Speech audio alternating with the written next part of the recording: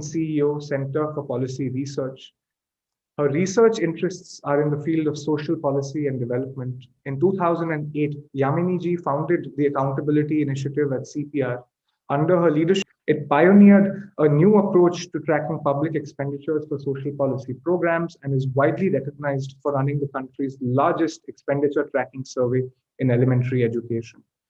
Dr. Dipali Joshi, Distinguished Fellow, Scotch Development Foundation and former Executive Director, Reserve Bank of India. Dr. Dipali Joshi is a development economist who served at the RBI for 36 years. She was closely associated with policy formulation in the area of rural credit. She was elevated as Executive Director in 2013 and held charge of the rural credit, consumer protection, RTI, legal and currency portfolios. She is passionate about the need for strengthening grassroots level interventions and issues of equity and gender. She was also the RBI's nominee on the G20 Committee on Financial Inclusions and has 6 books on poverty and sustainable development and financial inclusion to her credit. Our moderator for today's panel is none other than Alia Waziri, an independent consultant at UN Women. Alia is a lawyer at the Delhi High Court and currently works as an international consultant for UN Women for Timor-Leste. Prior to this, she worked for over a year with the UN Women India Country Office as national consultant on normative frameworks, intergovernmental processes, and women, peace, and security, and also as a legal researcher for Honorable Mr. Justice Yogesh Khanna at the High Court of Delhi. Alia serves as consulting editor for Grain Media, where she oversees an entire section of news on gender and policy. She often writes on the intersection of law and gender, with an emphasis on gender justice and sustainable development goals. Before I declare the panel open and hand the mic over to Alia, may I please invite Mr. Sameer Kochar, Chairman Scotch Group, to say a few words. Thank you, Rohan, and namaskar to you all. I am so happy to see Devki ji and all of you on this panel. Devki ji, as I know, and her late husband, Shri L.C. Jain, such eminent Gandhians. So I thought I'll start today by remembering Gandhi ji. Gandhi ji used to say, whenever you are in a dilemma while taking a decision, you must think how the decision is going to impact, the poor person sitting last in the row. In 57 years of my life experience, I find that last person is always a woman. What I have also seen of that last woman in the row is a very strong survival instinct, ability to fight against odds and become someone who can empower rather than needing to be empowered all the time. To share experiences from my own life, my mother was blind and my father was mostly unemployed. But it was the grit and determination of my mother that I could, really get an education. So whether she had to sell her jewelry to do that, whether she had to form self-help groups, mutual lending societies, these women getting together, putting committees and making some money on it. That is how, my childhood and my education was paid for. It was a tough life. Therefore, I always felt that my mother was more competent and financially savvy than my father. Although she was literally at the end of the row with no ability to see, she was blind, as I said, no help and no money. Even from that last seat in the row, she dreamed of me buying a car, buying a house, making a lot of money, just the standard dream that any mother would have. And it is these dreams that she had that have made me what I am today. She was also the first feminist in my life. I was petrified of my father, but she could actually stand up to him, speak her mind, find strength and support in other women, in other similar families around us. We used to stay in Parkganj. Everybody was equally poor. Everybody had the same story. And the women used to stick together to help each other. Similarly, when I got kicked out of my job in 1997 from PCL for raising the question of ethics in business, I was on the road, and but for the support of my wife, Manisha, she carried the burden, the double burden, so to say, of earning for both of us, looking after my 2 invalid parents, and also young Rohan, who was just a toddler then. But for this support and this contribution, I think so today, whatever I am today, whatever Scotch Group is far more belongs to her than any sense of ownership that I can profess. But for that support, I would have not been anywhere. So to me, feminism is a tool for development, for making women equal, if not higher participants in India's growth story. And I have always admired the constructive role played by Devki ji in such a distinguished and dignified life over so many years. And today we see Yamini, becoming an icon, and Sharnya's book that has come highly recommended by both Devki ji and Yamini ji.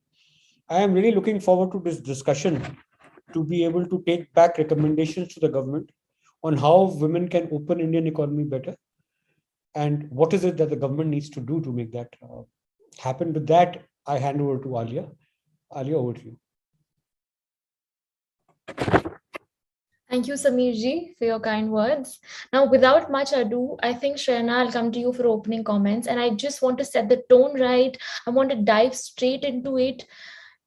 And I want to talk about why Shah Rukh Khan. Often you have said that while women are divided by class, they're united in fandom. And it is the women in the book you're not just interviewing women, you're not just interviewing fans of Shah Rukh Khan, but you are interviewing interviewing women who are fans of their own economic independence. So the first question that I had as a reader, that our viewers will have: why Shah Rukh Khan? What purpose does he serve? What symbol does he represent? Over to you, Shana. Thanks, Alia. Why Shah Rukh Khan? It's because when I was sent with very traditional survey tools to slums in Ahmedabad to do surveys on women working in incense stick industries, they were making incense sticks at home, earning about a quarter of minimum wage. This was 2006. I was actually working for the Institute of Social Studies Trust. And when I was sent out with my standard survey questionnaire and I started asking all these women the typical questions about wages, working conditions, these were women who were actively unionizing. I think, as Sameer ji just said, these were women who were truly contending with their own economic realities. They really didn't need an outsider per se to come in and ask them these questions. They in fact looked at me quite puzzled. And so to break the ice and to just ease into conversation, we would start talking about just things that we had in common. And at that time, this actor emerged because, he's a favorite of mine. He happened to be a favorite of several women I met. And I noticed that the moment we started talking about him, and as you know, the book is, in fact, this is not a book about women chasing a celebrity or worshiping a celebrity. In fact, it's not that at all. It's a book about women wanting to have their own independence, to be able to stand on their own 2 feet, so they can declare that if they want to watch a celebrity or if they want to chase a celebrity, they should be able to do it. They should have the money to do so. They should have access to markets to do so. They should have access to media to do so. So I think, as Rohan said, he's a metaphor and a proxy. And one of the things I realized when we started talking about Mr. Khan, because of just the nature of his icon, immediately the tone, the texture of the conversations with these women just completely opened up. It was just and so I say in the book, and I've been saying of late, that actually he is my research method in this book. The book is about women's journeys, both personal and economic, over a period of 15 years and more.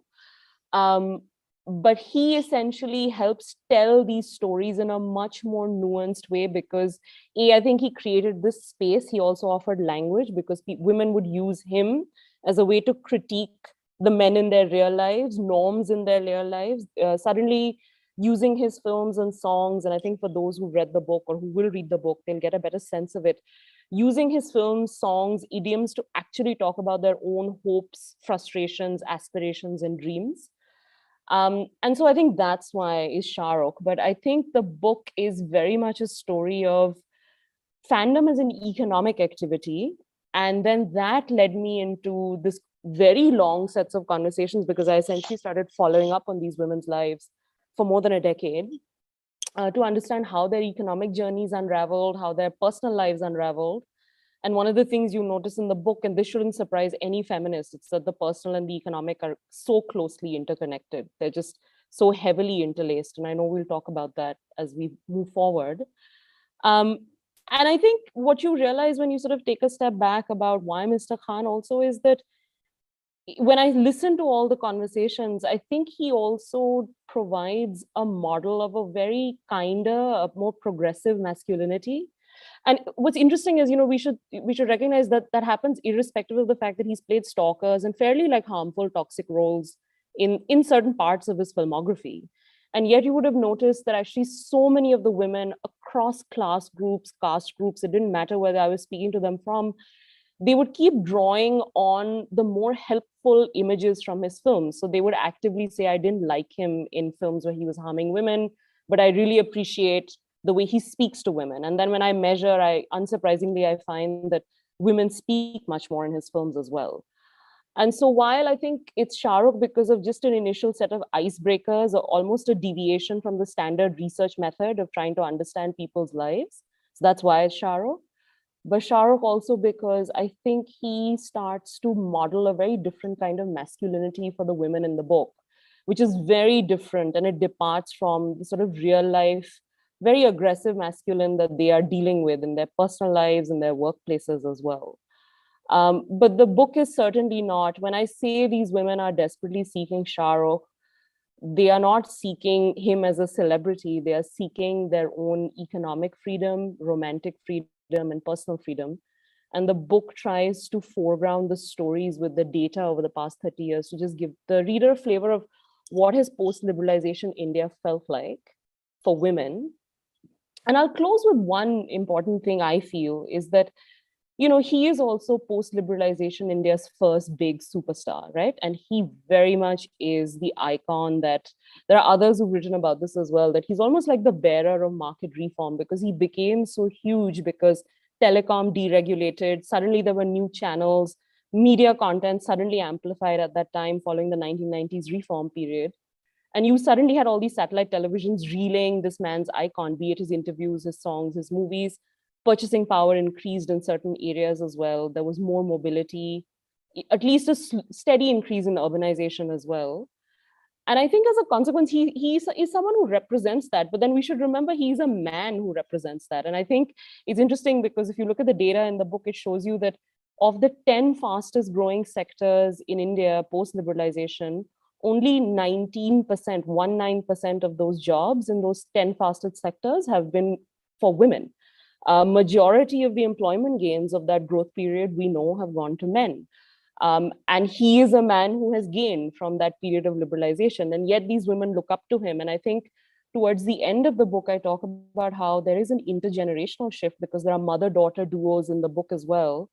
And you'll see that, in fact, while the mother wants to marry someone like Shah Rukh, the daughter wants to be him. She wants all his economic trappings, all the success that he represents, his independence, mobility. So I think initially it was Shah Rukh because of this, complete break in research methods. But as I take a step back and I listen to all the conversations, I think it's because he represents markets, he represents a boom in media, he represents a boom in aspirations, certainly for a lot of women, and he represents a very different kind of masculine because I think women are expecting a very different kind of man, and he starts to just play and speak to those expectations. Right. So for our viewers who have not read this book right now, this is a very simple, humble explanation, but we have to understand this literature as an intimate, up-close, personal portrait of the average Indian woman, again, like she said, post-liberalization, depicted through the prism of the pandemic. And sort of building on what she said, this book is not about love in the colloquial sense. We're talking about love for economic independence. Now, my next question is for Devki ji. Devki ji, we bonded over Shah Rukh Khan a few days ago, and we came to the conclusion that Shah Rukh Khan symbolizes a binding force, a common factor, and as Shayana was saying, an icebreaker in conversations. Now, in a country where we are so divided by religion, caste, income, language, gender, the love for this icon has created a space for women to connect with each other. So I come to you, Devki ji, to sort of explain your views on how Shah Rukh Khan represents social mobility, social capital.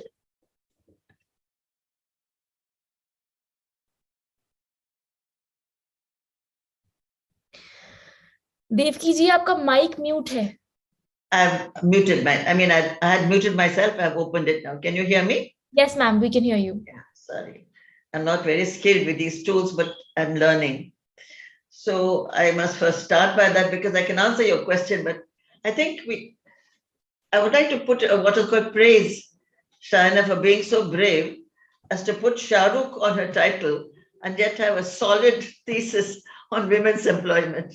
So that's a bit of a tricky thing, I think. She was attracting people with the title, but the inside is hardcore analysis of what's happening.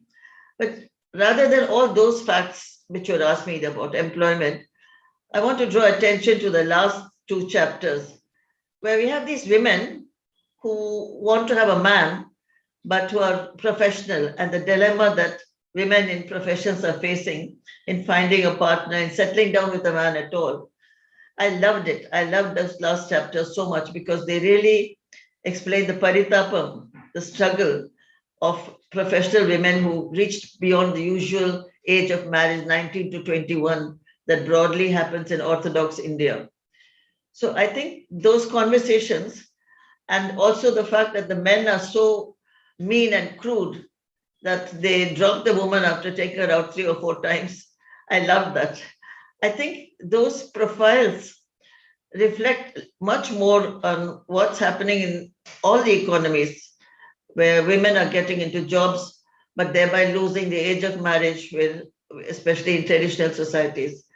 So I wanted to emphasize that rather than. And the second thing is I asked Sharna, why do you take Shahrukh?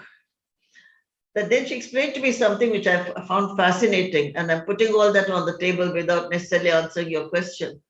And that is that women who watch television in the afternoons, housewives after finishing the work and dishwashing, I know it's very common. I've seen it happen in my own husband's relatives' families. At 2 or 3 o'clock, the housewife sits in front of the television and watches serials. So she was saying that they watch Shahrukh because it gives them some excitement that there's this chap dancing around. He's lively. He talks very affectionately to women. And I think that image is also to be brought out in the book. I think we should think of that also. Middle class women and why they enjoy Shahrukh, because that's the television. I'm not going to bother at all about the statistics on declining employment, increasing employment that others can do. That's quite boring these days because we are all into it. But I think the real thing is what's happening to professional women who go on dates in the evening and then find that the man is married or is going to junk them, and then they sit and stay in the flat together. I think those profiles reveal something about what's happening not only in Indian society, in many of the traditional societies, where when women break the usual barrier of 21, 22 years to find a man. And that area is something which we should really explore a little more. Because what is the comfort zone for those women? Just each other. And how do we enable those women to find a space in Indian society, which is legitimate, which is loved, which is not teased as, oh, she's out there in the market, she's looking for somebody. So, and then this idea that women come together. I like all that. And I think I would like to take that from this book rather than concentrate. And the second thing is the declining female work participation. There's a lot on that. I think that is also something we should attend to much more. So I want to thank you, Sharna. What you've done is you've given a sexy title to a very serious analysis of what's happening in Indian society and in the Indian economy. But the title is so sexy that people don't realize that inside there is hardcore economics and also sympathy in the last sections for people like you who are professionals but not married yet. So that's a very important thing. Alia, can I just come in, just reacting to something Devkiji said? Firstly, it's such a pleasure, Devkiji, that you're here. And thank you for being so kind to the book. So it's wonderful to see you. I wanted to say a couple of things, in fact, just picking up on what she said. You know, in the book, and it's actually a framework I use quite significantly. I think those of us who are economists will have heard of it. This is work from economist Sendil Mulainathan, who actually just wrote a paper once, and he had this phrase, he called it a hidden tax. And this idea is that, you know, when he was writing about it, what he was trying to say was, as women start to become professional, as Devkiji was saying, and I think he was very much thinking of the US. So, here it would be the elite, the upper middle class, that sort of group. Women, as they start to move forward in their professional ambitions, are actuating their career goals. Suddenly, there are all these emotional taxes that families, loved ones, lovers, boyfriends, communities start to pose on these women. And, these are called hidden taxes. And I think one thing, Alia, was really actually, I get quite emotional about it as I think about it, because if you look at all the stories in the book, irrespective of which class group these women belong to, there is such a heavy tax that they are paying just to want to be themselves. In a way, it's almost like, in fact, none of the women in the book are particularly, you wouldn't sort of call them revolutionaries on the surface, considering what that means. But if you start to really pay attention to their lives, which I was fortunate enough to do, you start to realize that they're actually negotiating through some very complex equilibriums, these taxes. And some, lose patience and are exhausted in the meantime. Some actually are able to sort of surmount these challenges. But that's a very important story in the economy. I really felt with this book, what I was trying to do was that, often when we talk about the women's labor crisis and the female employment crisis, I think there's a technical way we talk about it. But love, loneliness, and there's an emotional life that crisis has. There's a huge psychological, there's a psychological impact of these dry statistics. And these dry statistics also hold a lot of emotion. And I really wanted, I think, the reader to get a much more textured sense of what the economy really feels like. And I think, to me, I'll keep using that word feel again and again, because I feel like if you're not able to convey that emotion and the granularity of that crisis, I don't think the solutions then also can be as astute or as sound as we would like. So I'll just stop there. Yeah, may I just ask her one more question? I know I'm taking too much time. Just one. Please. I was puzzled why you stayed with that class. Your statistics in your book and the earlier part are about all of us. That's true. Yeah. And laborers, the migrant workers. And then that last section, which is more on individuals or profiling, why you didn't spend more time looking at these women who are living on the margins of Delhi, unmarried, sometimes married, and that, to bring the public attention to those women. It happened during, if you remember, when we had this CAA sit-ins and so on against those oppressive laws. Yeah. How much of that came out about the outskirts of Delhi, all by young feminists like you? I think there's a whole case there for bringing attention to them. I fully agree with you. Attention you bring to people like myself who are on a hook till we found a man. That's not as interesting. Those people are more interesting. Yeah. And so I thought maybe the second book could go more into class. Yeah, no, the book is structured around classes, the different sections map onto different class groups. But I fully agree with you. I feel like if anything that I do next, it will be notions around solidarity in sort of some of these more marginalized communities. But the book, as you know, has home-based garment workers, migrant domestic workers. It's sort of different milieu.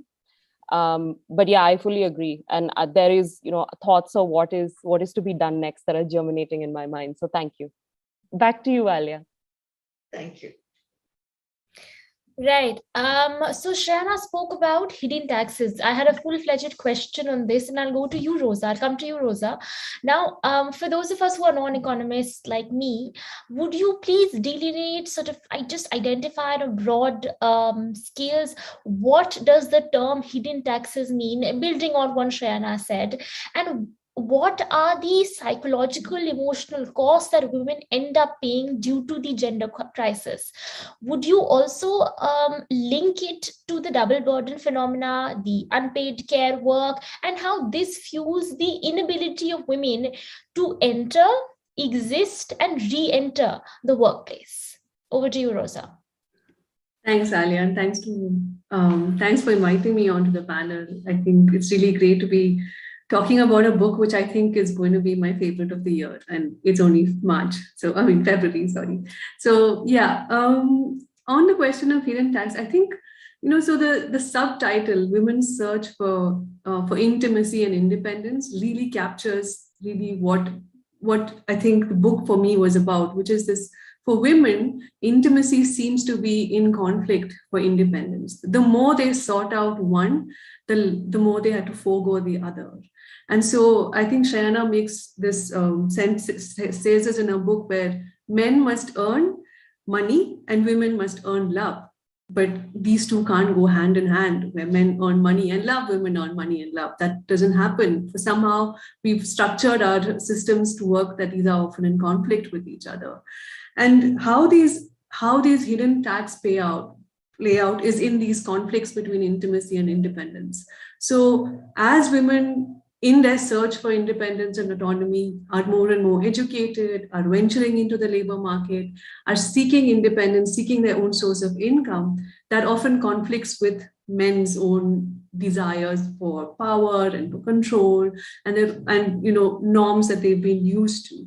And so what are women's competencies in the labor market now becomes, as Shayana says, disabilities in her dating in the dating market or in the marriage market. I think a lot of us, I'm sure most of us have, as women, would have been told, don't study too much. You might damage your chances in the marriage market. And so I think these are some kinds of taxes that women, as professional or like women who enter the workforce as salaried workers, may face. But then you also have this hidden tax, and again in the conflicts that they face with men. And I think for me, one thing that the book really highlighted, of course, it throws light on women, but I also wanted to talk about what is the light that it throws on men, which is men's own discomfort with women working, with women's expressions of independence, men's discomfort with women's autonomy. So there was this one particular scene in the book, which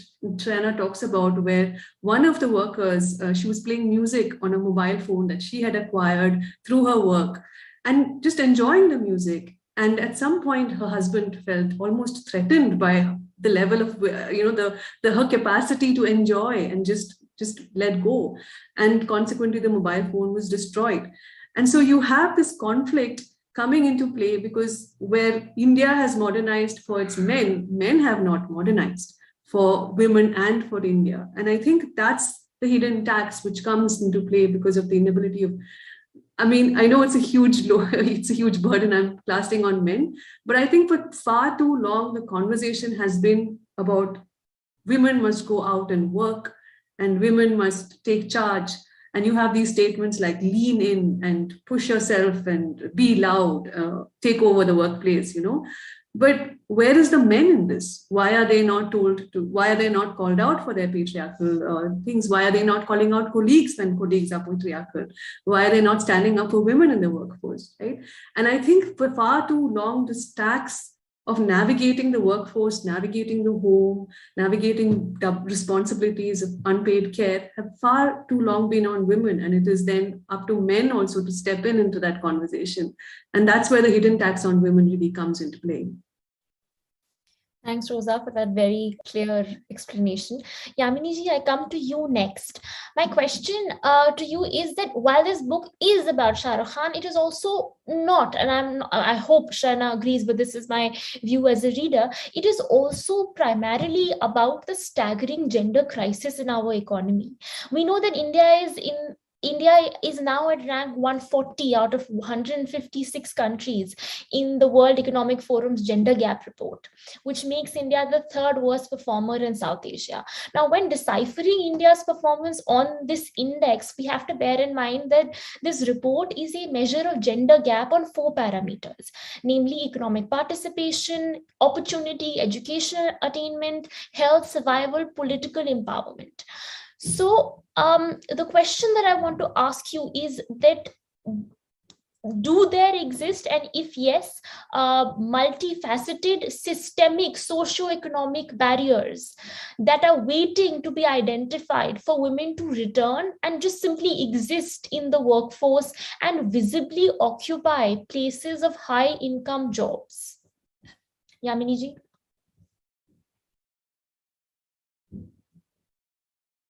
Ma'am, we can't hear you. I think your mic is on mute. Can you hear me now? Yes, yes. Sorry. Just wanted to say, first of all, thanks very much for inviting me to this wonderful panel. And for giving me the opportunity to speak to Shayana's book. I have witnessed its unfolding from what I first thought to be a crazy idea into the magnum opus that it is. I have witnessed its evolution from what was to be initially a set of academic research ideas into a book that cuts across scholarship and a general readership that engages across class, and engages with the dynamic way in which gender is experienced across class, across caste, across location. And it is really quite exciting to see its final product over all of these years. I still think that Shayana's real contribution to my life has been in all the in the travels we've had across different parts of the country studying Indian bureaucrats. And now that's the book I'm waiting for, because I know she'll talk about state capacity far better than me. But to the issue that you raise, and I think, for me, it's difficult to comment on the book as an independent, as the book itself, because I really have been part and parcel of the process of its evolution, and many conversations that Shayana and I have had over the years of her book also coincided with my own lived experiences of being a professional in the workplace, to being a mother and a professional in the workplace, to juggling various things and coming to my terms as an individual. After all, the personal is politics and vice versa, with my own location in the workspace and my own location in how I think about these questions of women's participation in the economy, and what it means actually to create an equal opportunity work environment, admittedly in the somewhat privileged context of the white collar professional worker. But what I found really fascinating about how Shayana weaved these stories together is that in so many ways she presents precisely these dilemmas as women in different moments and different stages of their work lives, of their economic lives, and their personal lives confront these challenges. And what she leaves you with is not a black and white, this is the right way to address the structural barriers that we all confront. The fact that we confront these structural barriers are well recognized. There's nothing aha or new in that.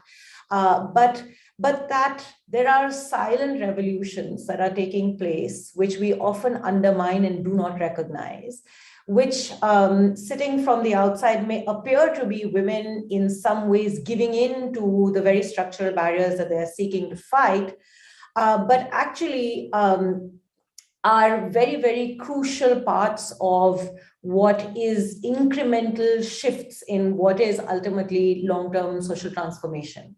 So for me personally, choice matters, and I understand that choice is that choice is structured by context in no small measure. But we often oscillate between lamenting lack of choice and undermining those who make choices about how they negotiate and navigate their personal and their economic lives. And sometimes those choices may not appear to you to be the obvious choice that you would make from whichever location you are placed in at that moment in time.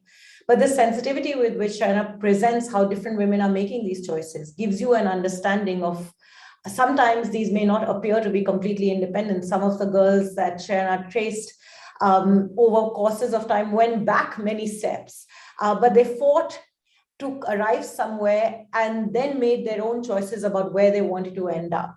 And that, I think, is a really powerful story of what it means to be a woman, what it means to prize open spaces in your personal life and in your economic life that we miss in the larger context of the macro conversation of what these big numbers tell us. And ultimately, it's in those quiet negotiations. The fact that I'm able to save a few small pesas to go and watch a movie for 2 hours, which is a luxury that many do not have. As a working mother, it's a luxury I do not have most of the time. That itself is a revolutionary moment that needs to be captured, that needs to be documented, that needs to be understood. And I may go back home to the very close space of to a very traditional patriarchal structure where my own spaces of empowerment are constrained, but I'm still fighting to be able to go and see that movie. I'm still fighting to be the fangirl. I'm still fighting to be the girl who wants to enjoy herself, which is very different to what my daily experiences are. And ultimately, I may choose to live a comfortable life in the patriarchal setup, but those fights shape how I then bring up the next generation and how I think about my future, my daughter's future, and the social context in which these relationships get negotiated and navigated. So for me, this book is a subtle reminder that the real battles of feminism are fought in there every day, and we need to constantly document these, understand them, be empathetic towards them, because ultimately that's where change will happen. Right. Thank you, Yaminiji. I come to you next, Professor Tarun Jain, and my question to you is about something that both Devki ji and Yamini ji spoke about. They spoke about looking for spaces of empowerment, and their empowerment in itself being constrained, limited. To sort of dive into the denser topics, we are looking at a rapid removal of women from paid workforce. And while this, as Shreya says, that while this is a well-known fact among economists, it still continues to shock. Let's also talk about the inability of women to simply exist in the workforce while simultaneously looking, bargaining, searching, finding ways to acquire economic freedom vis-a-vis tools, methods, mediums such as Shah Rukh Khan. And to sort of give you a few statistics, is that we can't have we have a discussion about the female labor force participation and how it's falling rate without talking about how many leaps backward the pandemic has taken us, and to just talk about how the labor force participation for women had hit a record low, which is 15% during just the April to June 2020 quarter. I also want to quickly point out, if you could, in your answer, that the jobless growth of the Indian economy has impacted women more severely than men. And what reason would you attribute for this? Okay, so thank you so much for inviting me for this very interesting panel. There are lots of people here who I've learned so much from, so it's a real honor for me to be here. I loved Shana's book. She came to IIM Ahmedabad to talk about it, and we had a fascinating discussion. But it's not surprising. Not only did I love the book, my students love the book too. And so what I'm seeing these days is that a lot of students will order the book or buy it from a bookstore, and the moment it comes, they'll pose with it on social media, post it, so excited, my book is finally getting to read it, right? Because the library only has so many copies. So, people have, so they're very excited about this book. And I think what's cool is this is a book about social science, right? So this is a book which is packed with the tremendous amount of social science research that has taken place over the last few decades on gender, but other kinds of social differences. Yeah. So, in economics, certainly, economics is a latecomer to this field, where we've started to look at why is it that gender matters, to what extent is our gender differences a function of discrimination versus other reasons. We're trying to see where all there is discrimination in society and gender differences. And, what has happened, and, virtually everyone in this panel has contributed to this research, is that we've uncovered so much about gender discrimination, gender barriers all over the place, right? And so all this careful documentation has taken place over the last few years. And this book is really like sort of coming as, a summary of this that can be packaged. And now many people can access that, not just people who are attending economic seminars or social science seminars. Excuse me, Alia. Can I butt in now for a minute? I may have to leave. I'm not able to cope with late evenings. Can I just speak for 2 minutes? Of course, ma'am. Sorry, Darun. I want to thank everyone, and I'm very excited to see Samir Haven't seen him for months, years. We were very close. He even gave me an award, which is somewhere here, Scope Challenger Award. Thank you. I'm happy to see you, Samir. It's very nice to see survivors because we still lived so many decades. So thanks a lot. And thank all of you for inviting me. I don't want to add anything to the debate except to say that I'm very pleased with Sharon has made it both lively and funny, and also talked about upper middle class women, which is normally talked about, not. So thank you so much for inviting me for this. Please forgive me, I must go. I'm 88, but as much as I can. Great pleasure to see you, ma'am, after the Hyderabad Central Board meeting with Shashi Rajgopalan. Yes, of many, course. many years ago when we had met. I'm very happy to see you again. If you live long enough, you've traveled all the territories, cooperatives, trade unions, poor women, rich women, Anglo-Saxon places. So thanks a lot. Thank you so much, Devaki. Thank you. Thank you so much. Thank you. Thank you, Devaki ji. Tarun, would you like to continue? Yeah, sure, absolutely. So, what is cool now is that if social science is not only, documenting a lot of gender discriminations and reasons, but also providing solutions. And what has been happening is, for example, I look back to a classic study that was conducted by Claudia Golden and Cecilia Roos on the Cleveland Orchestra. And the Cleveland Orchestra used to interview its musicians, and they had a fairly small fraction of their musicians who were female. They switched to blind auditions, only focus on the professional aspect, which is important for your job. And guess what happened? Lots of women became, members of the Cleveland Orchestra as a result. So, to me, the lesson over there was, if you're a corporate manager, focus on hiring the employees based on their professional skills and competencies, and you will find that women match up. If you focus on pointless personal things like personality, we all have opinions on that, and you'll see lots of variation. There's another example, right, of a pointless policy, which I see many companies having, which is wage non-disclosure. So companies say, we're not going to tell you, we're not going to announce to everyone how much we pay our employees. So what happens? Women don't know whether to negotiate for a better wage. In organizations where wages are well known, so for example, public organizations, women are quite capable of negotiating equal wages for themselves, provided that they know that there was a possibility of negotiating from a larger budget, right? So this is the sort of solution that I think social scientists are now offering the workplace in order to have more labor force participation, have more labor force, equality in pay. And I think these are quite important to take up. We think about policy measures. We say, you can ban wage discrimination. Good luck in ever enforcing that. But if you can say that, you should focus on those aspects of your employees, selecting employees, which actually matter for the job, and not ask pointless questions which have nothing to do with your ability to do the job, I think that is something which is quite important, right? So, Alia, you also asked about the declining labor force participation rate. Ishana is a master at that question of answering why is it that the Indian labor force participation is declining for women.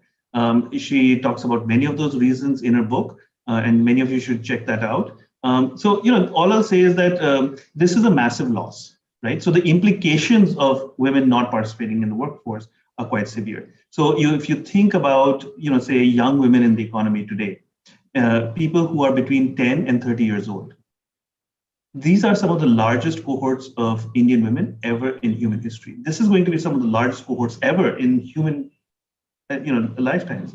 And insofar that these are also some of the best educated and most capable people ever to be in India, the fact that they don't work, think of all the, sort of lost GDP, lost productivity, lost talent that is out there.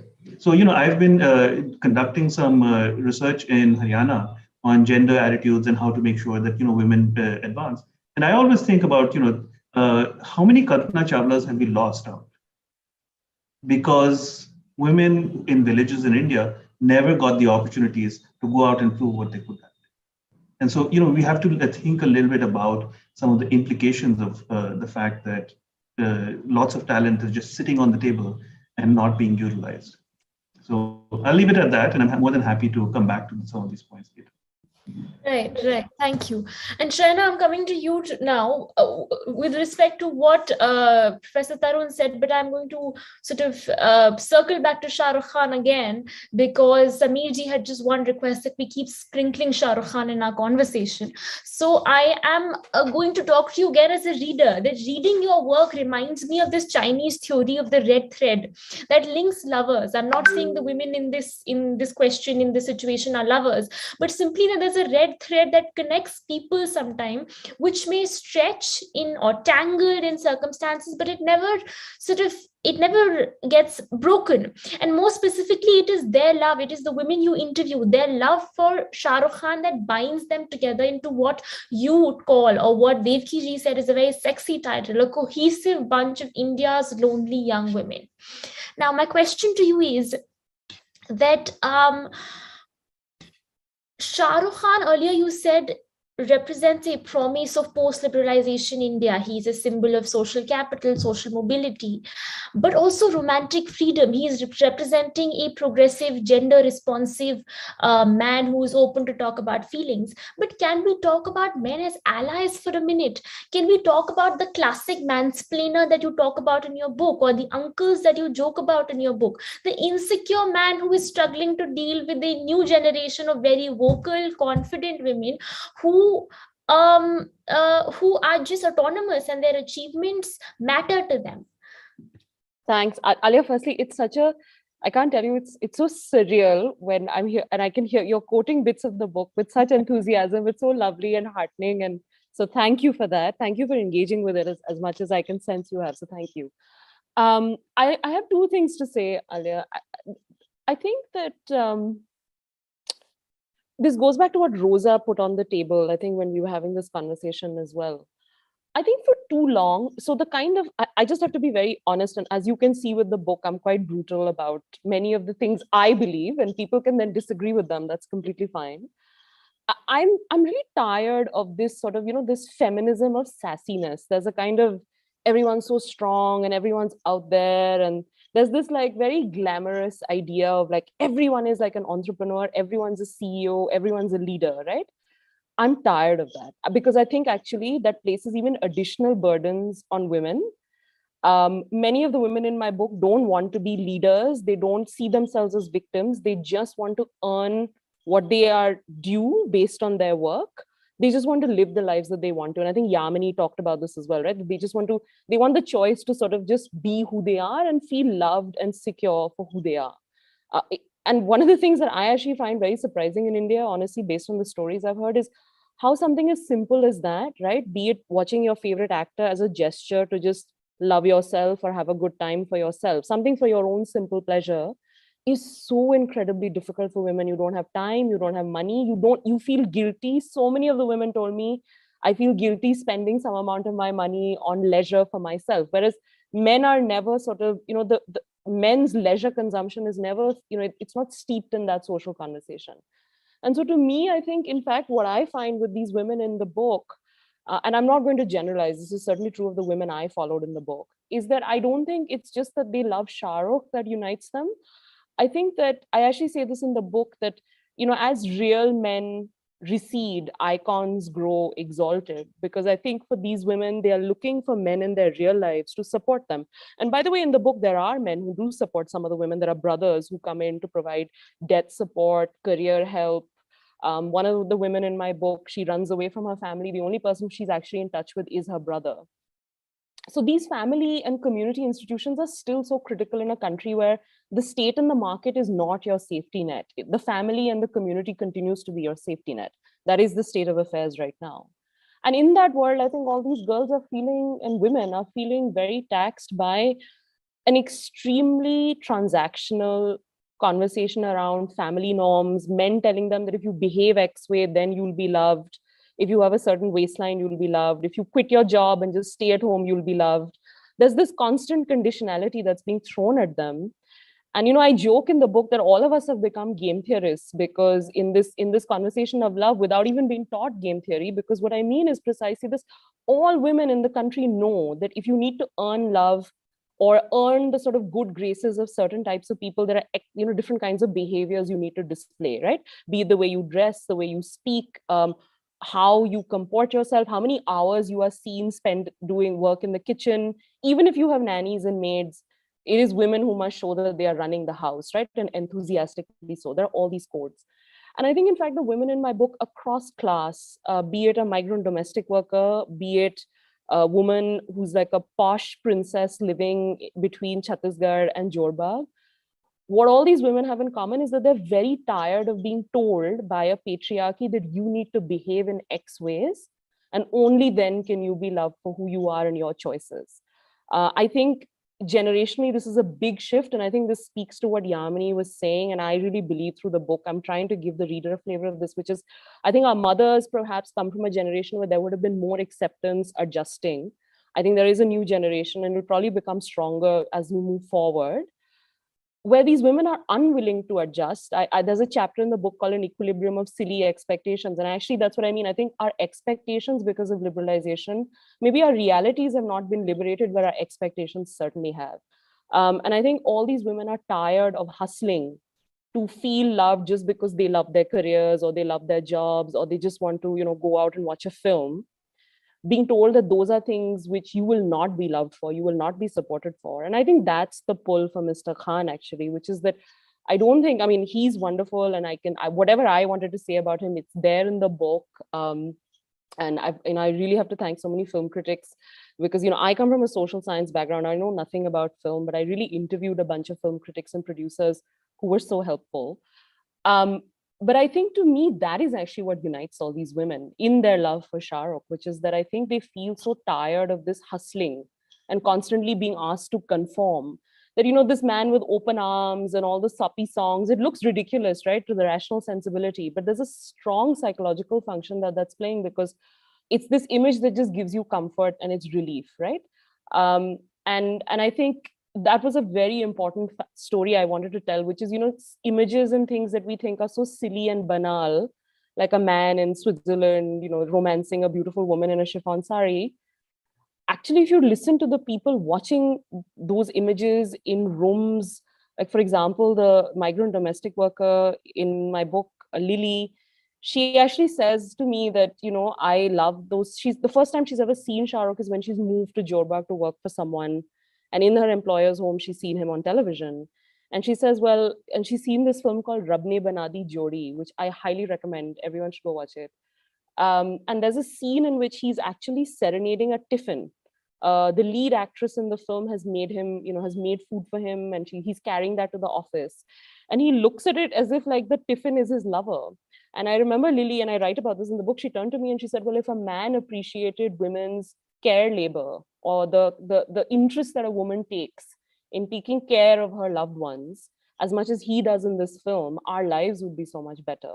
So I think what really unites all these women is not just sort of the icon of Shah Rukh, but I think the fact that they are feeling, with this enhanced expectation, they are feeling very frustrated in their needs not being met in sort of their real lives by real men, real families. And he is escape and relief to that.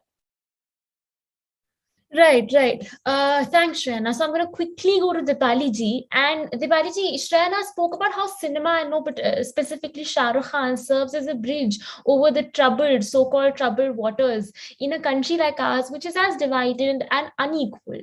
Now, can we agree, Dipali ji, that gender norms and domestic work are not mutually exclusive? Can we say that gender patterns are evolving with each generation? But however, having said that, gender inequalities, and unpaid care work, unpaid care activities do not exist in isolation. And I'm talking about the fact that social norms, it has often been argued, carry the sole proprietorship on how and if at all women will be able to once again re-enter, exist, sort of subsist and occupy high income paying jobs, exist in a market space. So would you agree, would you say that women's labor force participation will increase, or at the very least stabilize, if one of the contributing factors to the former's decline, which is women having to struggle so much to simply break barriers, if unpaid care work, domestic work is regularized by, let's say, state-funded mechanism? Yes, of course, I would agree. I would fully agree. And I'd first like to talk about Shaina's lovely book. I mean, Shaina's book, which I am absolutely in love with, it's a very clever book because she weaves together, and the blurb says it, the economic and personal trajectories of the jobs, desires, prayers, love affairs, and rivalries of a diverse group of women who are divided by caste and divided by class, but are united by fandom, and therefore Shah Rukh. So, to the question of why Shah Rukh, for me, Shah Rukh is a symbol of liberalization because he's the middle class boy who comes in from the margins, leverages his education, leverages his talent, and gets ahead. So, that's the first thing which Shah Rukh does. And then there's always a need for role models, the sexual sensitive man, which we are all looking for. And maybe it's an image of ourselves which we project onto that man. And the thing is, the SRK is the ideal type in. He's the he plays out fantasies of female autonomy and achievement also. And SRK is a quintessential feminist because who supports freedom and choice for women, as the book puts it. So what do all of us really want? Whether it's you, me, or my domestic, we just want fair treatment and equal opportunities. So therefore, it is very important to address these emerging gaps in economic participation. What Rohini Pandey has been quoted as saying, and I'm actually saying Rohini because she's my niece, that it's very concerning and it should be a policy priority for the state. And having said that, I want to quickly go through a laundry list. Now, Shania has said that, we have to peddle. We have to peddle, not just principles, but a laundry list of things which need to be done by the state. And that was the ask for me also in our pre-discussion. So I'd like to first say that modern India is not so modern as women and should strive to be so. That public spaces women are still not able to occupy, as in you can't go alone and see a film. And she described a very nice encounter between Vidya and a fangirl, maybe herself, because they're all alone in a film. And people with a family want them to adjust. So it's always, why should single women have to not have this autonomy? So that's the first thing, to make public spaces safe for women. Then gender-based employment gaps between men and women should be the policy priority for the state. The state has to see the PLFS survey points out. It's not just rural employment in agriculture, the hit from the pandemic. I mean, it's just women are going nuts because now they have to handle the baby and the house and the maid and the workspace. Women like you, women like me. So that's something the state has to prioritize. Then what should the state do? The recommendation is that material resources and cultural change, more working women's hostels, more scholarships for women to study abroad, or to just to study. I mean, I was so touched by the story of the accountant who's struggling. And she says that, I have no one who's going to help me negotiate these spaces of classes and tuition. I just can't afford it. Of course, separate toilets for girls in all schools, because male literacy is 83%, as the book also tells you. It's 65% for women. Why? Because they can't go to school if there are no bathrooms. Then street lights, wires, electricity, which will allow her, Zahira and the embroidery women, Manju, to work harder and longer hours and get better work. And the sector which I spent my life trying to change, women.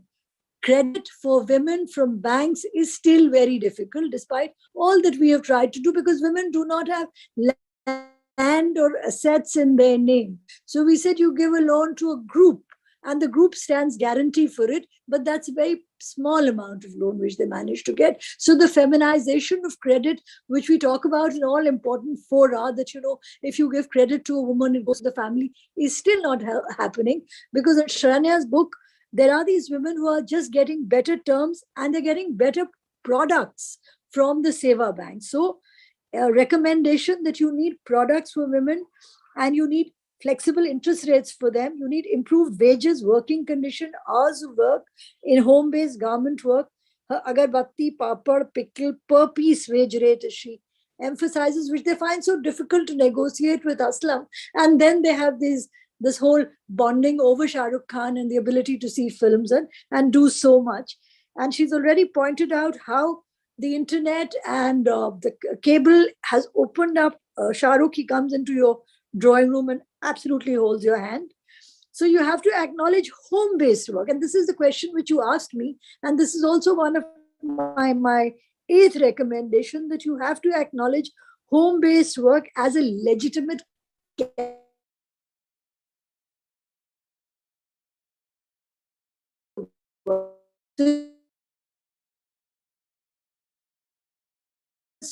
which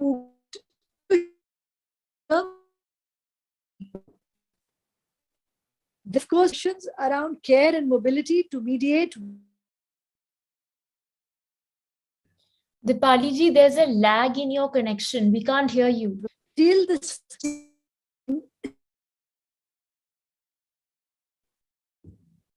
Alia, probably you could move on to the next speaker and come back to Dipali. Sure, I'll do that. Forgive me, Dipali ji, if you're watching, we will definitely come back to you. I come to you next, Varsha. My question for just for 1 second, let's talk about the literature of it. Of course, we will talk about the economics of it also and Shah Rukh Khan, but I want to talk about how reading Desperately Seeking Shah Rukh stands out in a sea of other non-fiction books because of its ability to acknowledge existing literature on similar subject matter and reassure its readers that what they are reading is unique and unprecedented. I mean, here we're talking about an in-depth, documented analysis of how women are struggling to create a space for themselves. And I really like that at one point, if I'm not wrong, there's a reference to Bridget Jones and Fleabag. But having said that, the question that I want to ask you, Varsha, now is that the laundry list of very gender responsive policies that Dipali ji had outlined, they go on to say that our social structures are mirrored in the job market. The way the job market is, how it presents itself is something that happens in isolation. It does not exist in a vacuum. Women are heavily dependent on their marriage and men for lots of things, economic things, revenue, survival, security, and it is this bargaining with families to craft an empowering space during vis-a-vis a complex set of negotiations. This is where a gender responsive policy making comes in. What would you like to say about this?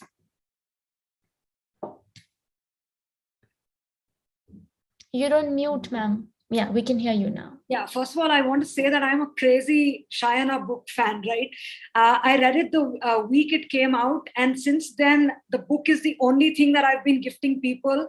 I've been forcing people to read it, and recently I made a couple buy and read it. So I think I'll soon be banned from all social interactions because this is the only thing that I'm gifting people now. But I also think that, I think in this panel, I'm the only one probably, I could be wrong, with a corporate experience, right? And I do think that all HR leaders who are trying to retain women in the workforce should read the book. I do think that all consumer internet CEOs, right, or people trying to build D2C brands, trying to understand women should read the book. I also think that product designers, people who are building, products for women, right, should read the book, right? There's just a lot of value in kind of going one layer below what all the data, we read, right? I was actually recently talking to this very senior designer at one of the unicorn companies. And I was basically asking her, hey, look, where do you see yourself a couple of years from now, right? And then she said, I want to become a director at this company. And then she also said, I've been spending lakhs of my own money to kind of upskill myself and get that role, right? And a minute into our conversation, she also says, but I also could potentially drop out next year because, my family has reached a certain level of income and my husband is taking home a certain amount of salary. And now there's a lot of pressure from my in-laws and my parents to just drop out and, take care of my children, right? Now, we don't know whether this woman will go out and become that director that she wants to become or whether she will drop out, right? So I think that's the conflict that Indian women, in their 30s are kind of dealing with on a day-to-day basis, right? And it is stories like this that Shayana really talks about and highlights in her book, which kind of add a certain level of nuance to this number of why are so few Indian women in the workforce, right? And which is why it really resonated with me, and I also think that if there is no emphasis on the care economy and if care infrastructure doesn't get built out and if care at home doesn't become a 50% responsibility, I don't think no amount of leaning in or whatever it is, right, or all the corporate woo-woo, I don't think it'll help women. I don't think it'll help us retain them, right? And the book actually talks about all of this and emphasizes all of this beautifully. There's also just another thing that I want to kind of highlight. We do a lot of work in classrooms and with teenage girls. And one of the things that we do notice at the school level is that you don't have enough female role models in our textbooks, right? You don't have enough female role models in history, in literature, and that actually plays out because boys are not growing up by, looking at women with careers and women with jobs, right? And as a result, they don't have respect for women who work. So I think, if Shayana and people like her can influence at some level to make female role models as part of curriculum, right? So that boys develop respect for women who actually go to work. I think stuff like that could really make a difference. And lastly, before I kind of hand it back to you, I don't think women should now go on dates with boys who don't read Shayana's book. I think, Bumble should qualify it, right? We will only match you if you read the book, right? So I'd like to end by saying that, Shayana, fabulous job.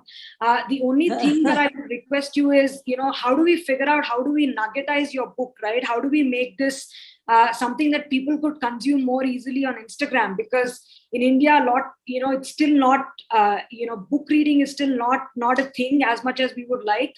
So how do we kind of get funding and how do we kind of get, people who can make this more video based and make this more digestible, right? And in short formats, I think that will make a difference.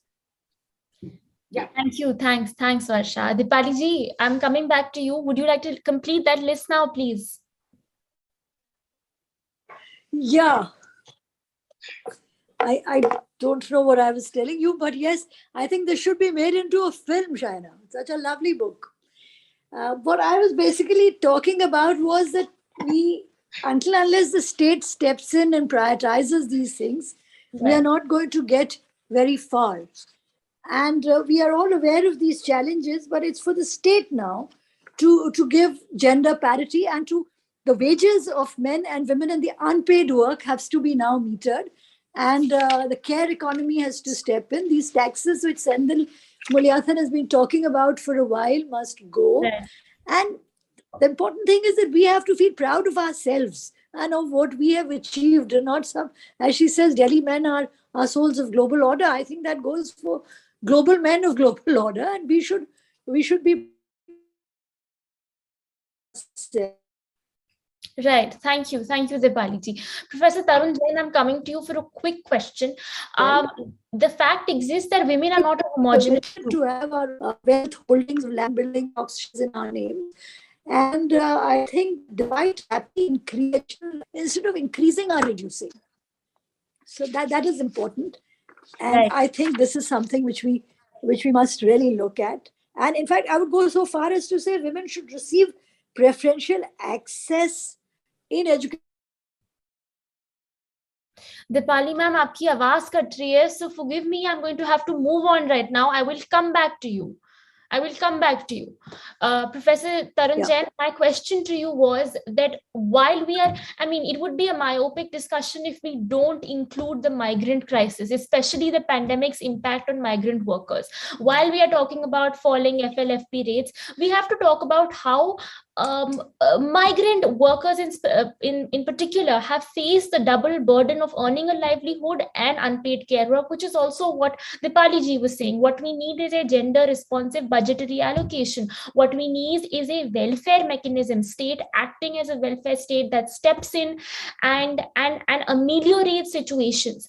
So I would like you to sort of just identify for our viewers migrant specific characteristics and social norms working against women, which had the debilitating impact. When people say that the pandemic took us years behind in the leaps we had made in terms of women's agency, empowerment, economic freedom, could you just identify these for us on a quick basis? You're talking about a lot of things, but I think the most important point is that the migrant crisis and COVID's pandemic in general, right, just made a lot of households poorer. And insofar that lots of households become poorer, who bears the burden of that poverty? It's disproportionately female burden, right? And so there's this policy lesson: invest in social nets. And those social nets will help everyone. It will help poor women and help poor men. So, insofar that NREGA allocations have to be larger, insofar that, for example, PDS has to be portable. These are all measures to help migrant workers. It will help poor families. We need to invest far more. And I think I heard Dipali ji talking about this, that, invest more in education, invest more in public education, invest more in public health, right? Including women's health, including health in rural areas. When you do that, you help poor women, you help disempowered women, you help disempowered families in general, right? You help children. So, investing in better schools, investing in better daycare. And so there's the entire Anganwadi system of India, right? And so I can't think of anything would help both children, help women, and help entire families more than investing in high quality preschool. This has been a mantra in the US and everything, and we all applaud it. When we think of our own preschool system, it is the Anganwadi system, it is ICDS, it is school lunch programs. We should invest in those. There's no reason not to. That will help everyone across the board. Right. Thank you for that very quick analysis. Rosa, I'm coming to you now. We have been talking about unpaid care work, but I'm going to quickly give a few examples of just how deep the disparity has set in. There was a very recent time use data by the National Sample Survey Office, which said that the urban Indian woman spends 293 minutes per day on unpaid care work, as opposed to the male counterpart, which spends 94 minutes. Now, we are challenging the very definition of gender roles by implicating that this will cause a qualitative shift in preserving the institution of patriarchy, which is making it difficult for women to break barriers, something that Yamini ji was saying earlier. Now, how do you view this disparity in how women and men allocate time for unpaid care work? And is this the link between misconceptions about masculinity that Shreyana talks about in her book and achieving equality through a change in cultural norms? Sorry, this is a loaded question. I've been wanting to ask for a while. Yeah, it's a lot in there. I mean, I think it comes back to my original point, which is that I think the norms have to change and it's on the men to sort of step up now, right? I think the evidence is enough. There's enough evidence to show that women spend 10 times more time in unpaid care work.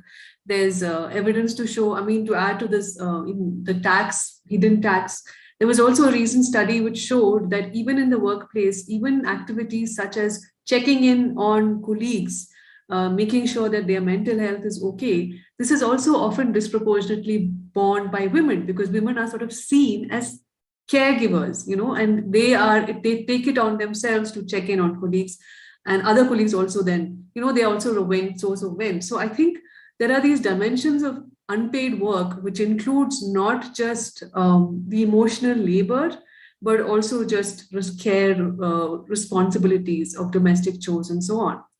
And I think I just want to, I think sort of reiterating the point that it is really about kind of changing the conversation to bring men into it.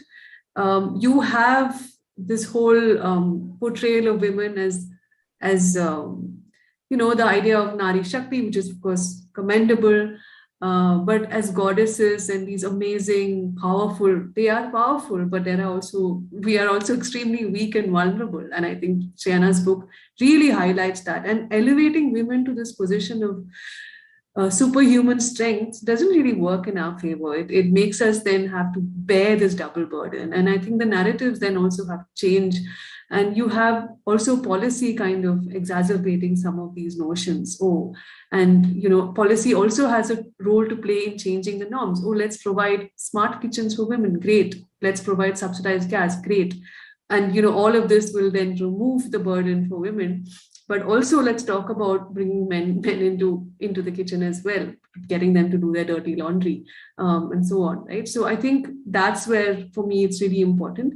But I also just want to talk about really the pandemic impact, because that's something that we've been working very closely on. Because one of the things that, again, we found, and this relates to the care work question, was that, so of course, when the lockdown happened, you expect that, there's a loss of employment, but then you expect that, okay, things are going to go back to normal once the restrictions are eased. And what we find was that women were 7 times more likely than men to lose work, but they were 11 times more likely to not recover employment. Right? And now when we looked at why is it that women are not recovering employment, what we find is that, so you have things like education, having more experience in the labor market, all of these things kind of you expect them to hold you in good stead when you want to come back to work, right? So you think that older women who've worked longer, who are higher educated, have a benefit when they're trying to recover and re-enter the labor market. And this is the case for men. If you are more educated, if you're slightly older, you're able to re-enter. But when it comes to women, none of these so-called advantages really hold them in good stead. So there is this really a structural role, force at play that is keeping women out. And one of this is, of course, the structure of patriarchy. So we find that women who come from larger households, women who are married, these are women who are not able to recover. They are not able to come back. And interestingly, if you see our official employment estimates, which is the PLFS estimates, they actually show an increase in workforce participation for women. Okay. Now, is this a good thing? I would be skeptical about this, because what you see is what is the kind of work that women are coming back in. And there, what we find is that most of this work is in unpaid work. Now, unpaid work is not the work of care or of domestic chores. It's the work of taking part in your family farm or taking care of the shop, where you don't get a wage, but you contribute to the income of that shop or farm. Now, this is the kind of work that's increased for women. So to the extent that women have been able to come back, and WPR, workforce participation rate for women, has gone up, that's great. But then you need to also think about what is the kind of work that's gone up, right? So there's all of these different aspects on women being kept out because of these larger so-called responsibilities that they have. And then when they are able to participate, they always, especially now, participating at much lower wages, often at no wages at all, and really, worsening the already existing inequalities in the labor market. Right. Thank you. Yamini, I'm coming to you next. So Rosa spoke about something very interesting, the systemic force keeping women out of the workforce. There's a phrase that we in the development sector like to use a lot, which is gender responsive budgeting, which is something Shreya has spoken about in her interviews.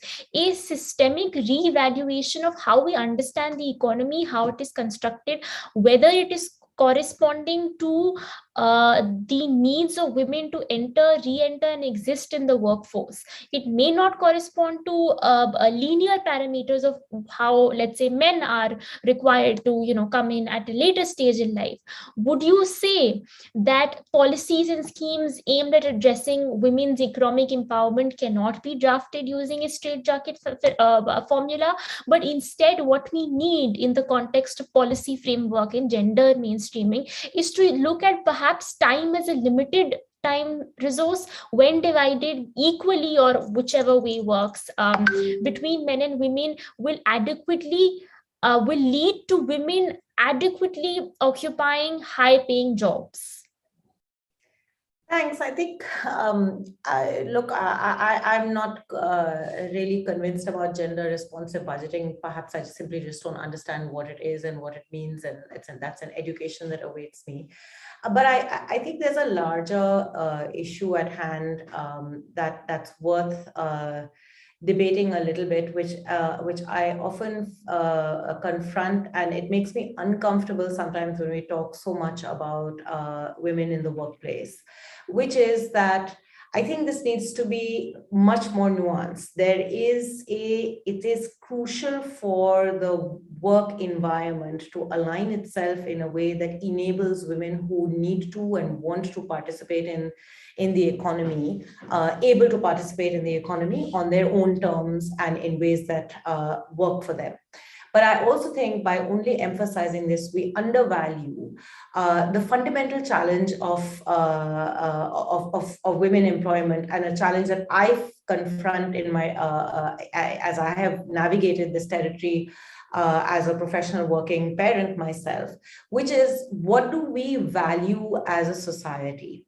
And I think that we attach a significantly large amount of identity, esteem, and status to what we do in our professional life, and far less to what we do in our personal lives, particularly when it comes to bringing up the next generation. And in that undervaluing, we therefore emphasize the role that men play in the workplace, and de-emphasize the central role that a household as a unit plays. And I'm using my words very cautiously. A household that as a unit plays in actually building a next generation, building a cohesive society, all of which collectively contribute to productivity, economy, and growth. You will not have growth when you have a society that is torn by religious fragmentation, that is torn by violence, that is torn by many other forms of inequity and lack of solidarity. These have to be valued together. We have to ask ourselves, what kind of society do we value, and what kinds of actions of individuals and units in that society do we as a collective, collectively as a society recognize and value effectively. Only then will we arrive at the world which Rosa rightly argues for, one in which men too have to take equal responsibility for both what happens within that household unit that contributes into the making of society, and the economic expression and freedom, as well as necessity that many of the women that Shayana is talking about in her book too are craving for. These have to come together.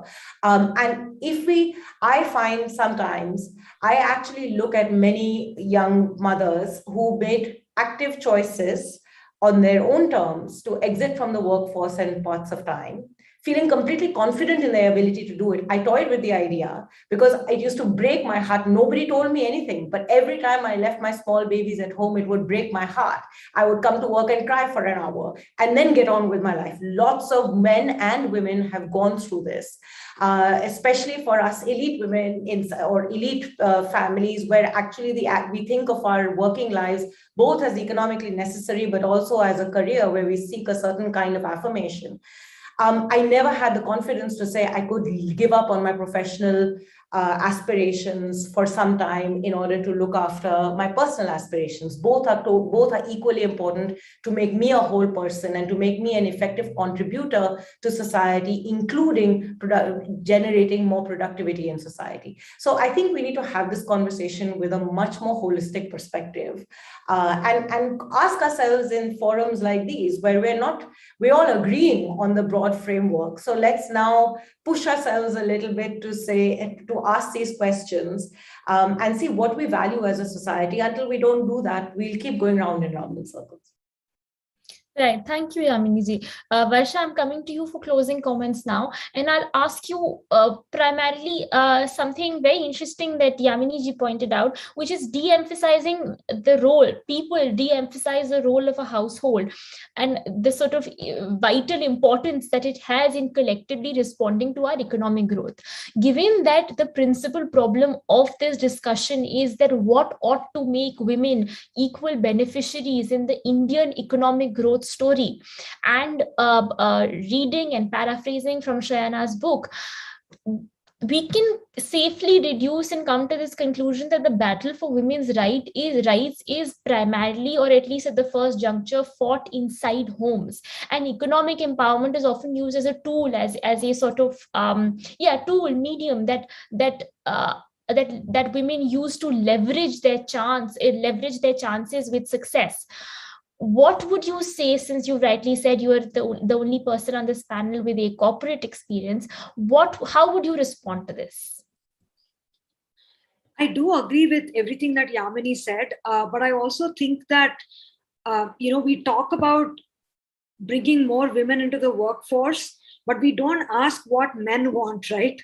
What if 50% of the men want to sit at home and become caregivers, right? Because caregiving is actually, the pillar on which everything else stands. And, exactly how Yamini articulated that, right? And I think that's a conversation we need to have, right? And I know enough number of men who want to drop out or take care of their families or, support their wives, post having a baby. And they are penalized, right? Or they're judged for staying at home and being stay-at-home dads, right? So I think we need to kind of emphasize conversations like that and make care something that is sexy for men too, right? And we need role modeling and education to kind of pad that, right? I mean, that's, and I don't know what can be done to kind of do that, but that's absolutely essential. Maybe role modeling classrooms, maybe role modeling on social media, maybe a different kind of, movie stars taking on these roles, more literature around this topic, celebrating men who kind of do chores at home. All of that could add value, I think. Right, thank you. Dipali ji, I'm coming to you for closing comments. Varsha spoke about stay-at-home dads and the stigma attached to it. How do we make caregiving, I wouldn't say sexy, but simply sort of attractive enough? I can't hear. Ma'am, can you hear me? Can everybody else hear me? Okay, Dipali ma'am, I'm going to come back to you. Can you hear me? You're audible, Alia. We can Okay, I'm going to come back to you, Dipali ma'am. I am coming to you, Professor Tarun Jain. I'm coming to you for closing comments on stay-at-home dads. I will not say how do we make caregiving sexy. I'll say how do we make it attractive enough to invest our time, resources, and energy in it. Would you agree with what Yamini ji said, what Varsha said? Removing the stigma attached to women working requires a transitional, multi-dimensional change in deep-rooted attitudes, in perhaps patriarchy, for the lack of a better word, that has developed and concretized over time? This is a great question, Alia. And one of the straightforward points is that in Indian society, perhaps worldwide, power rests with men. And so if you want change men, right? And so, one of the, I think Shana references some of our work, working on gender attitudes in Haryana amongst young kids, both boys and girls. And we see that, girls and boys are all both equally adept to changing their minds. But when it comes to changing their actions, boys just have far more agency to be able to do that, right? So when I think about who's going to benefit from having better attitudes, it's most probably going to be the wives of these boys when they grow up, right? So much more progressive men will mean that their wives just have much more degrees of freedom. And so this is the critical part. I'm quite hopeful that India's new generation, young people will be far more progressive. Maybe, it's a hope that I have that they'll be far more progressive. Maybe the positive role models that they see on TV, on social media, on, all these different, on Bollywood would be just like Shah Rukh Khan was, right, for a generation, a positive motivation for men as well. And therefore, what you'll see is that the combination of men having better views will also lead to women having more agency, simply because the fact remains that men have the controlling levers. And so insofar that men still need to be on board with women going out to work, women studying more, women exercising their choices, I think that's going to be pretty important. Now, let me come back to your point about men staying at home. You're absolutely right? So that men want to be off this thing that they have to be the primary breadwinners, and that their identity sits with the fact that they are going to be providing the major paycheck. I think there was this point that Varsha made earlier about women in their 30s who think about stepping back because their husbands got enough of a salary or enough of earnings. It need not be. And I think it's quite important to emphasize that specific, it's fine to want to step back for men and women when their household incomes reach a certain point. There's no reason to think that, look, the objective of life is to maximize the joint household income. It's fine for someone to want to step back. And it's okay to, maybe men would want to step back. Maybe it's both of them. And we should think of creative ways to propagate that idea in society. Maybe a new Shah Rukh Khan movie. Right. Thank you, Tarun. I'm coming to you, Rosa, for closing comments. I spoke to you a few days and you said that while you don't understand a lot of, but you haven't understand a lot of what Shah Rukh Khan says in Hindi, if I'm not wrong, you still feel a sort of link to Shah Rukh Khan, and I would really appreciate it. So would Sameer ji, if we could sort of come full circle to Shah Rukh Khan while we are talking about the fact that women are largely concentrated in traditionally low income, unorganized jobs. So how would you say that with Shah Rukh Khan as this symbol of the promise of post-liberalization India, who is a symbol of autonomy, purchasing power, social capital, so on and so forth, somebody who actively engages in household work, who isn't afraid to share the load or engages deeply with the needs of women, be it emotionally or simply just unpaid care work, how would you make a link between the two factors, unpaid care work and Shah Rukh Khan, for our readers, and sort of also building on what Tarun said? Yeah, thanks. I think a lot of this discussion reminded me of this paper, which was written in the South Korean context, and the paper was titled, "I Want to, but I Won't." And now this paper was about men's use of paternal leave. So in South Korea, the men have access to 1 year's paternity leave, but only 6% of men actually took paternity leave. And the reason that they said was because they felt that others would judge them negatively and they would suffer, not in terms of monetary suffering, but just in terms of how people perceive them, right? So even for men, there are these insecurities around displaying their vulnerabilities and their desire to care and the desire to engage in what has been the domain of women's work. And then it brings me to how, for me, Shah Rukh Khan captures this, because I think in one of his interviews, and I think Shayna also quotes him as saying that, "I think I have a lot of woman in me." And the power of a statement like that, for a celebrity of his stature to make a statement like that, shows his, it's not a weakness. It's not a weakness, and it's something that he's open to saying. And it's okay to demonstrate that all of us have these spectrums of masculinity and femininity. Even as women, sometimes we also feel that, we tend towards the more masculine side in some things, right? And for a man to outright say and be okay with his vulnerabilities and be okay with that feminine side, I think that goes one way in sort of the role model that Varsha, Tarun, and so on have been talking about. And I think, so for me, not having watched a lot of Shah Rukh Khan movies, I think a lot of women in China's book talk about this, that it was his interviews and how he communicated that really appealed to them. And also for me, just how he interacts with his wife, it was just complete unabashed love, and there was no hesitation in showing that love, and there was no holding back of intimacy, also respecting her as an individual. And all of these are, I think all of us want that.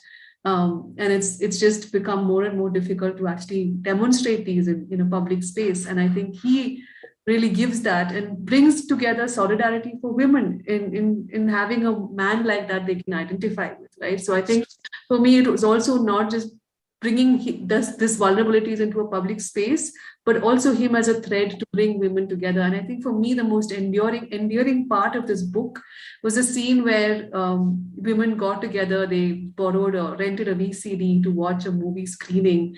And I think that was just, for me, just captured the essence of this man and what he means for women across the country. Right. Thank you, Rosa. Shana, as much as I would like to be the one asking you for closing comments, we have run out of time and I'm going to open the floor. We have lots of questions. The first question is for you. Economic liberalization post 91 opened up multiple opportunities for men and women across India. However, female labor participation in India fell to 16% after the pandemic hit. How do you see this fall in labor participation in terms of socio-economic well-being of women? Alia, I have an entire, as you know, there's large chunks of the book where I get into almost 30 years of data and theories on what has happened. I want to summarize by saying two quick things. One is the economy liberalized for men. Jobs have been accrued by men. Freedoms, and it's not just, I don't just mean it as like the pure material gains, but in the book you see this, right? There were highways that were built and then boys could use those highways to go to malls and just have fun, visit places, have adventures, migrate. The way jobs have also been created post-liberalization, there's tremendous clustering of job opportunities and women still struggle to migrate without marriage. In fact, marriage is the main reason why women migrate. Migration for job opportunities is very difficult for women. Finding housing, I think many of the issues that Dipali ji also mentioned. Now, when we look at this drop in labor force participation, we should be a bit nuanced, because one of the things that's also happening, and I think this goes back to the point that Yamini was making, is that, of course, the economy has grown in such a way that there are certain sectors that have grown which tend to hire more men than women, be it construction, retail, transport, storage. However, at the same time, there are also economists who say that as incomes have grown, some women have chosen to withdraw from the labor force to focus much more on full-time caregiving, or women are sort of seen as flexible resources within the household, right? Lots of feminist economists teach us this. Now, in the book, as you can see, there's sort of both sides to that. There are women in my book who are very unhappy that they have withdrawn, but they've realized that their proficiency at mothering and caring is just far higher than the skill men bring to caregiving. So they realize this is the more sensible decision for the household to make. There are other women who are quite happy, actually, because they will say that the office environment or even the workspaces, and this is particularly true for upper middle class elite women, they will say the office environment is so full of bro codes and it's so aggressive that it's actually quite nice to not be dealing with that, right? And then we can read it whichever way we want. But it is a choice that many women are making, and it's called the income effect, which is actually, you see, and there's data in the book that shows, in fact, in the richest cohort of India, upper caste, close to about 6.5% of mothers are working. So this gives you a sense of, part of it is also withdrawal and part of it is also just the burden of caregiving. I want to actually just come back to this one thing about liberalization, and I think this relates to the decline in workforce participation rates, is that, behind that decline, there are also those who say, well, women are studying more, so that's perhaps a good aspect of what's going on. But the one thing that just has not changed with liberalization or even, any of the growth that we've seen is that the story of liberalization and the story of growth has largely been told by men from a very masculine perspective of the economy. In fact, in the book, one of the things I was very keen on doing is bringing the female gaze to liberalization, because, if you think about the big books that have been written about liberalization or the heroes of liberalization, they have been men. And part of it is by just design, part of it is just the gaze. And I think acknowledging the home as a very important fulcrum of the economy, we're yet to see. We pay a lot of lip service to it. We're stuck in this equilibrium of platitudes and lip service. I don't see very many credible investments moving in that direction. And I think part of that is also the reason why we see this sharp decline. But at the same time, it's not like women are not working. Women are working. We're just not valuing that work. Right. Thanks, Shayana. Dipali ji, the next question is to you. What is the extent to which social norms dictate the participation of women in the economy?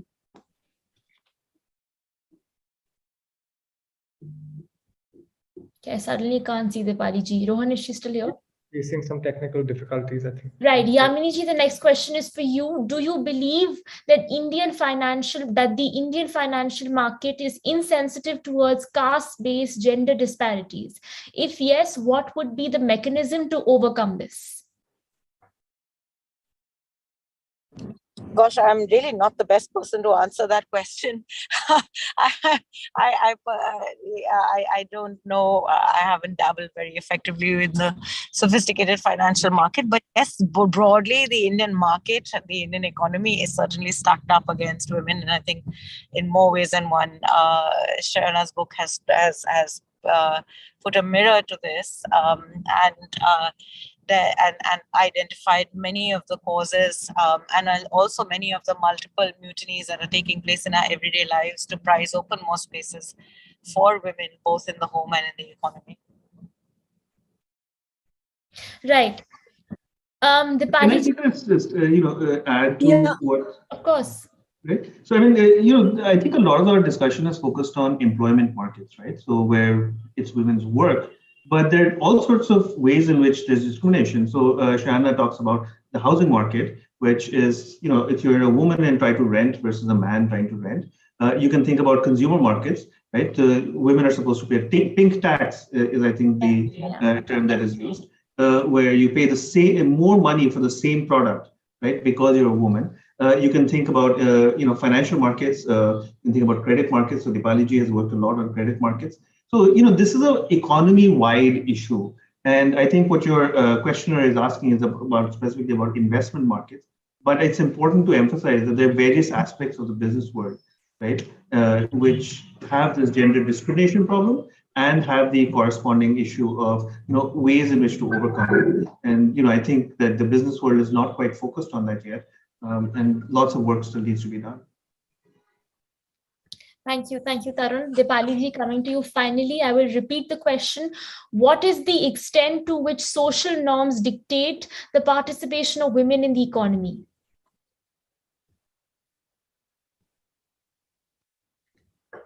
See, there are informal markets where women transact, but women have to be moved from the margins to the mainstream as both as producers and consumers of goods and services.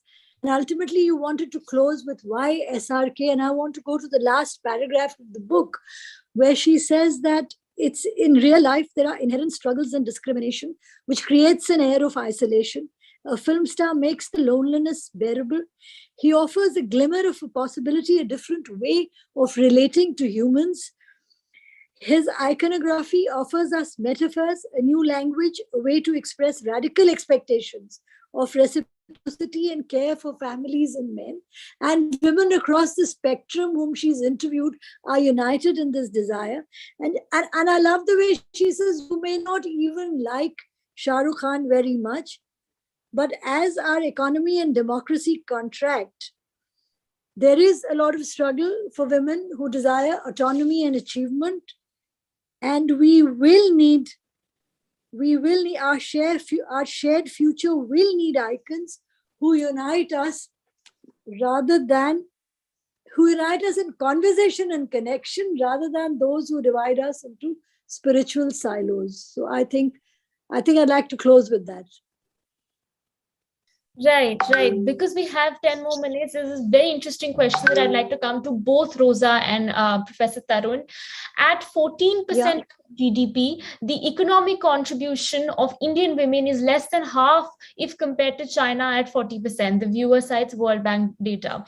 What can be the critical policy interventions to close this gap? I'll come to you first, Rosa.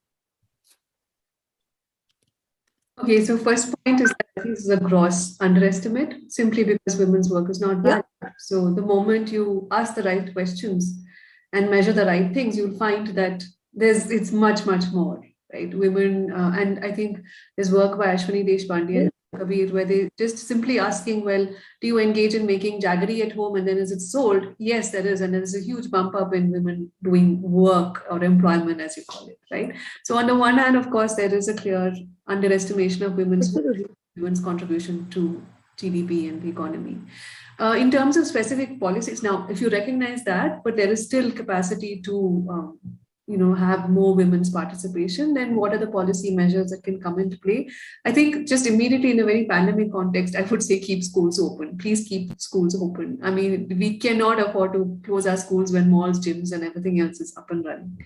But also, I think again in a pandemic context, there's evidence that there is norms that when work is in short supply, there is preference that jobs should be rationed out for men. That's always the case, right? And so there is need for specifically having rationing out of jobs for women. So Narega is typically a workfare program that women actively engage in. I mean, most of Narega beneficiaries, more than half of them are women. And as the employment crisis develops in the country, these are things that women are going to be rationed out of. So there is it's important to sort of specifically carve out employment spaces for women, both in terms of wage work, things like wage subsidies to encourage salaried work, right? These are also ways in which you can bring in women back into the workforce. But also, I think there is a lot of importance given to self-employment, and these are great. This is ways for women to sort of work from home, but also something to keep in mind when you talk about self-employment. This is also a kind of work where women have to engage in not just the labor market. They have to engage with an input market. They have to engage with the credit market. They have to engage with the digital infrastructure. And these are all markets and spaces which are again gendered. Women don't have access to mobile phones. Credit markets are biased against women. Input markets, women have far less bargaining power. So if you're sort of promoting self-employment for women, you also need to build up infrastructure in these other markets that can also facilitate women's self-employed activities, right? So I think there's a whole gamut of policy arrangement that need to go into play. I think more importantly, there is also need to build up care infrastructure. So there is a lot of spending on infrastructure, and one of this infrastructure has to be care and public services. It has to be in health, it has to be in schools, it has to be in our education sector, not just because these are important as a public service, but these are also ways in which women can then engage with the economy because their children are being cared for. And they are also employers of women, traditional employers of women. So I think there's a lot that can be done. Only some of it is done, and most of it is not. Right. Thank you, Rosa. Arun, would you like to come in for a very quick comment? Yeah, sure. Rosa has already said everything important, so I have nothing more to add. Okay, perfect. And with that, we have answered all of our questions. Thank you very much. I hand over to Rohan to give the quick vote of thanks. Thank you very much for taking time out this evening and discussing Shrina's excellent book. It was such a pleasure to listen to everything that everyone had to say. And many congratulations, Shrina, once again on having written what I think is a fantastic, fantastic book. Thank you. Thank you, everyone. Thanks, everyone. Thank you. Bye.